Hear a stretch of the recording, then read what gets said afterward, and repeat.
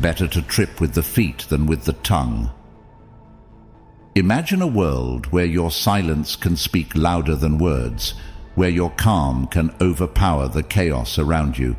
Today we're diving deep into the art of silence, a concept so powerful yet so underrated in our noisy, hectic world. I want you to think about the last time you felt overwhelmed by gossip, insulted without cause, or unjustly criticized. Frustrating, wasn't it? Now imagine handling those moments with such serene composure that you emerge not just unscathed, but stronger, more dignified, and at peace. This isn't just about staying quiet. It's about harnessing the power of silence as a strategic response, a tool for personal growth, and a path to inner peace. Stoicism teaches us that sometimes the most impactful statement we can make is to simply not react, to let our silence do the talking. It's about being so firmly rooted in your values and self-worth that the storms of life can't shake you. So, if you're tired of the endless cycle of reacting, retaliating, and regretting, stay with me. Today, we'll explore how to turn your silence into your strength, how to stand stoically amidst life's tumults, and how sometimes saying nothing at all can say everything. And before we dive into this journey of silent strength, remember to hit that subscribe button and stay with us throughout the entire video. Every moment is a step closer to mastering the art of stoic silence and transforming your life. Number 1. When dealing with gossip. Imagine someone spreads a rumor about you, and it's flying from person to person like wildfire. Your name is being whispered in hallways, typed in chats, and you're standing there, right in the eye of the storm, feeling that urge to jump in and correct every misheard word, every exaggerated story. But wait, Stoicism teaches us to step back. Why? Because when we engage with gossip, we give it more energy, more life. Instead, think about the power of silence. By not adding your voice to the cacophony, you're starving the gossip of its very essence, attention. Now, I'm not saying this is easy. It's tough to hear falsehoods and not fight back. But consider this: your peace of mind, your inner tranquility, is worth infinitely more than the fleeting satisfaction of correcting a rumor. Stoicism doesn't ask us to be passive, but to be strategic. In silence, there's strength. In non-reaction, there's power. Remember, the people who matter, the ones who truly know you, won't be swayed by idle talk. And those who believe the gossip, well, they're not your concern. Focus on your actions, your character, your integrity. These are what truly define you, not the whispers of naysayers. So the next time you're tempted to tackle gossip head-on, take a moment, breathe, remind yourself of your stoic armor, embrace the silence, and watch the power it gives you. In that silence, you're not just avoiding negativity, you're rising above it. You're choosing a path of dignity, of self-respect, and ultimately of peace. Number 2. Navigating the storm of insults with stoic wisdom. It's something we've all faced at one point or another. Those sharp words that seem to cut a little too deep, that sting that lingers a bit too long. Whether it's in person, online, or even subtly disguised as a joke, insults can shake even the sturdiest of us. When someone insults you, they're often revealing more about their character than yours. Their words are a reflection of their own struggles, insecurities, or even just a momentary lapse in judgment. Stoicism teaches us to see this clearly, to separate ourselves from the venom of their words, and to find a place of such profound inner strength that those words just lose their power. But how? First, by recognizing that the only opinion truly capable of defining you is your own. You are the captain of your soul, the master of your fate. When insults come your way, you have a choice. You can engage, retaliate, and let those words seep into your core, or you can rise above, secure in the knowledge of who you are and the values you uphold. This isn't about ignoring or suppressing your feelings. It's about acknowledging them, understanding why the insult hurts, and then choosing not to grant it the power to disrupt your peace.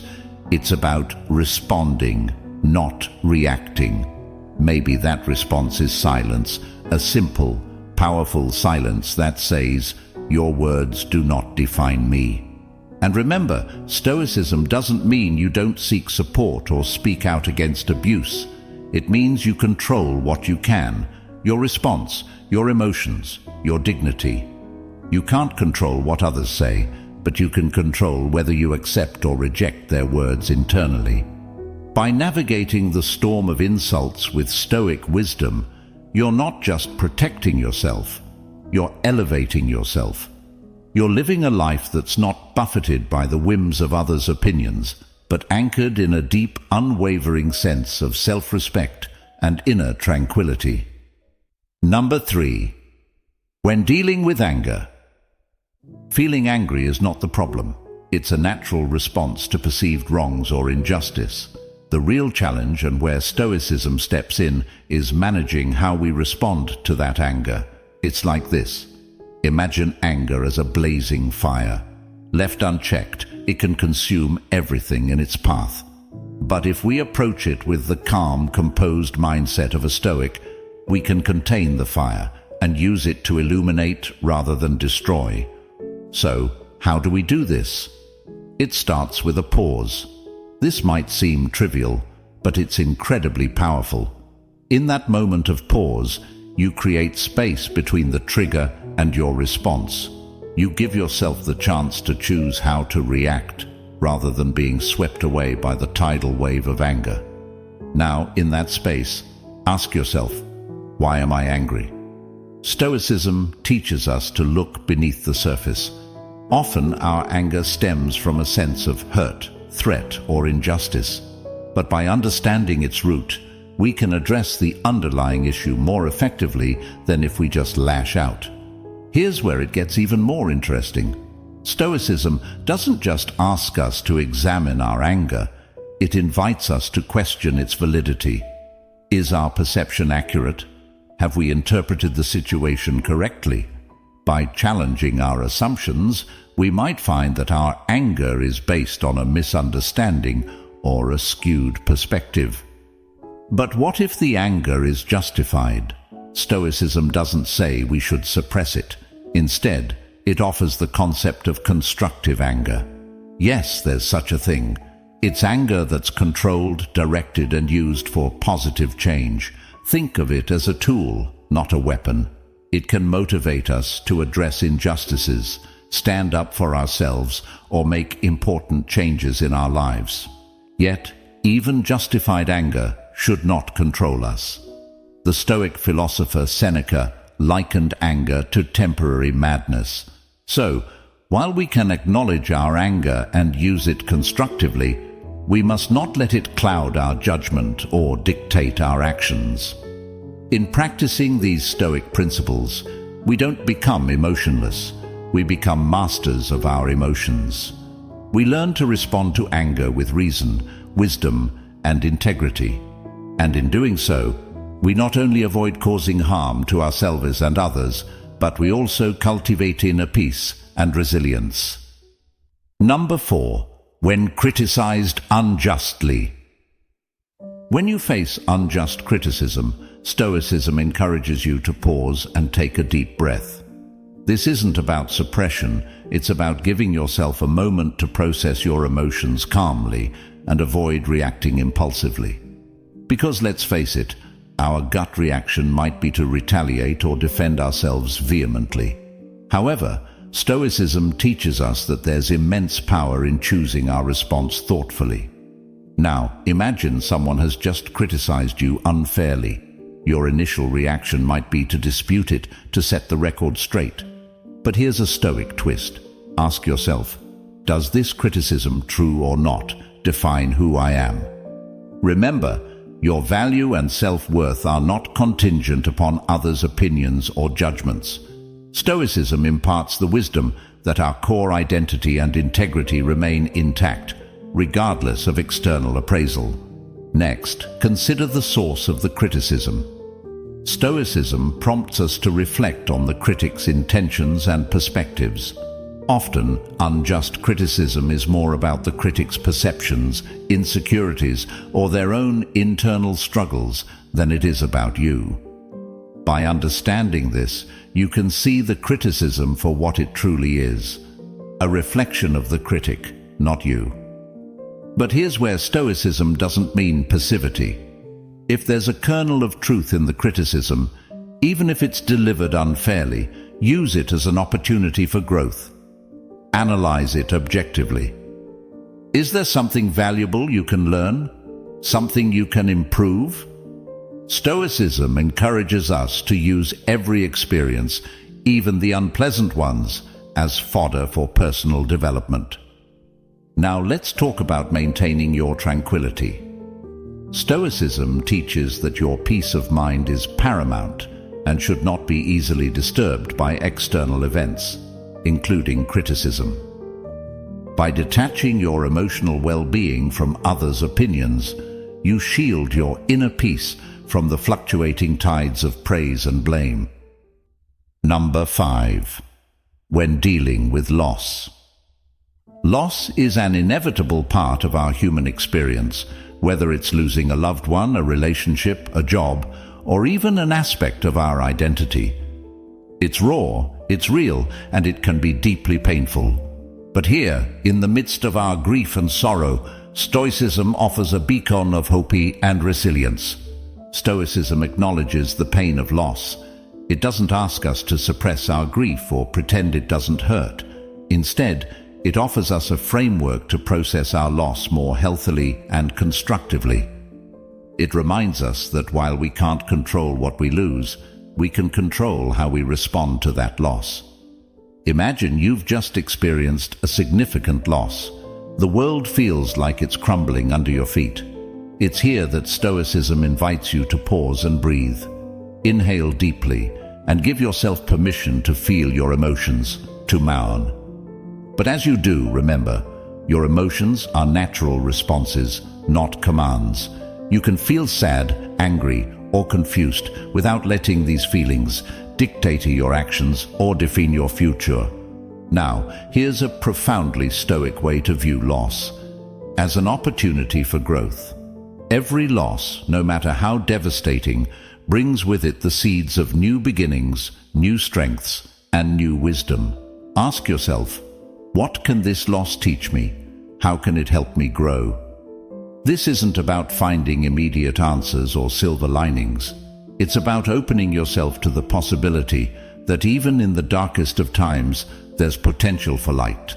Stoicism also teaches us about impermanence, reminding us that loss is a natural part of life's cycle.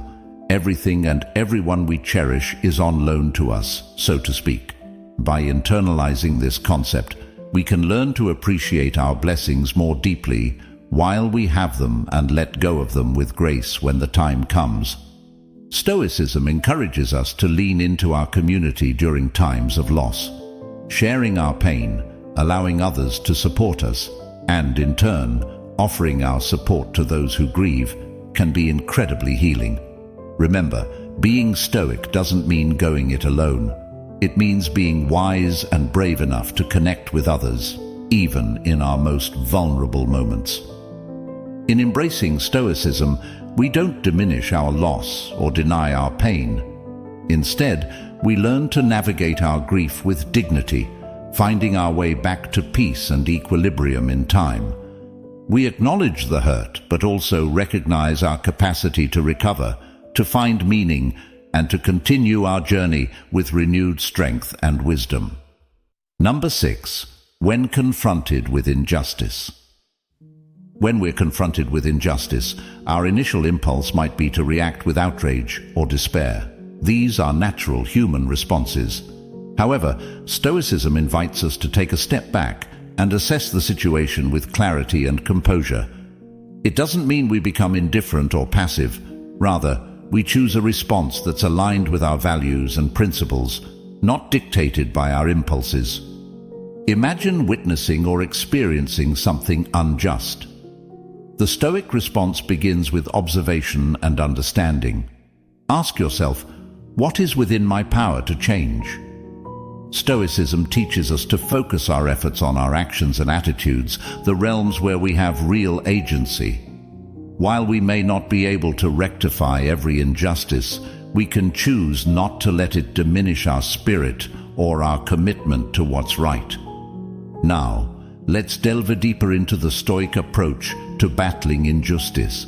It's about acting with intention and purpose, whether it's raising awareness, supporting those affected, or working towards systemic change. Our actions should be thoughtful, deliberate, and grounded in our deeper understanding of justice. Stoicism also encourages us to cultivate inner resilience. Facing injustice can be draining, disheartening, even soul-crushing. But remember, your inner citadel, your core of Stoic strength, remains untouched. You can witness or experience injustice and still maintain your inner peace and integrity.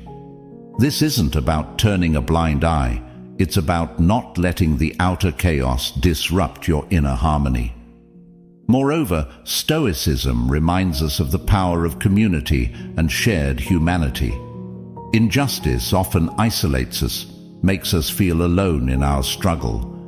But remember, we're part of a larger human tapestry. Connecting with others, standing in solidarity, and drawing on collective strength and wisdom can be profoundly empowering. In embracing a Stoic approach to injustice, we find a balanced path forward. We act not out of impulsive anger or despair, but from a place of measured, principled strength. We acknowledge our emotions without letting them overwhelm us. We focus on what we can do, however small, to contribute to justice and fairness. Number 7. Navigating the seas of ignorance with Stoic grace. When faced with ignorance, our first reaction might be to argue, correct, or even belittle the other person's viewpoint. It's natural to want to set things right. However, Stoicism invites us to pause and approach the situation differently. Instead of seeing ignorance as a battle to be won, view it as an opportunity to practice patience, empathy, and understanding. Imagine you're in a discussion and someone presents a perspective that's not just different, but blatantly uninformed. The Stoic approach. First, listen. Really listen. Try to understand where this person is coming from. What experiences or fears might be shaping their views? By truly listening, you're not endorsing their ignorance. You're simply giving yourself the space to respond thoughtfully rather than reactively. Next, ask yourself if this is a moment for teaching or a moment for learning. Sometimes the most Stoic response is to offer information gently and respectfully, without expectation or attachment to the outcome. Other times it might be more productive to ask questions, to learn why they hold these views, or even to reflect on what this encounter teaches you about patience and humility. But what if the ignorance you're facing is harmful or dangerous? Stoicism doesn't ask us to be passive in the face of injustice or misinformation. In these situations, you can still take a stand, voice your concerns, or provide correct information. The key is to do so with composure, not letting anger or frustration take the wheel. Stoicism also reminds us to choose our battles wisely. Not every ignorant statement needs correcting. Sometimes the most graceful and effective response is to simply walk away, conserving your energy for more fruitful discussions or actions. And remember, navigating the seas of ignorance isn't just about dealing with others. It's also about confronting our own blind spots. Stoicism teaches us to be lifelong learners, always open to expanding our understanding and challenging our assumptions. Number 8. The Stoic silence amidst boasts. When someone boasts, they are often seeking validation or admiration from those around them. This need for external approval can stem from insecurity or a desire to be seen as successful in the eyes of others. Stoicism teaches us to empathize with this need without getting swept up in it. Remember, true worth and contentment come from within, not from external accolades or recognition. Now imagine you're in a situation where boasts are flying thick and fast. The Stoic approach isn't to belittle or confront, but to listen quietly and reflect inwardly. By choosing silence, you're not giving in to the competitive urge to one-up the boaster or to validate their need for attention. Instead, you're staying true to your values, focusing on your own path and sense of self-worth. This silence is far from passive. It's an active, powerful choice. It speaks volumes about your confidence and self-assurance. It shows that you don't need to join the chorus of self-congratulation to feel secure in your achievements or worth. Moreover, this silence allows you to observe, to learn about others, and perhaps to understand what drives their need to boast. But what if the boasting becomes too much, tipping over into arrogance or even falsehoods?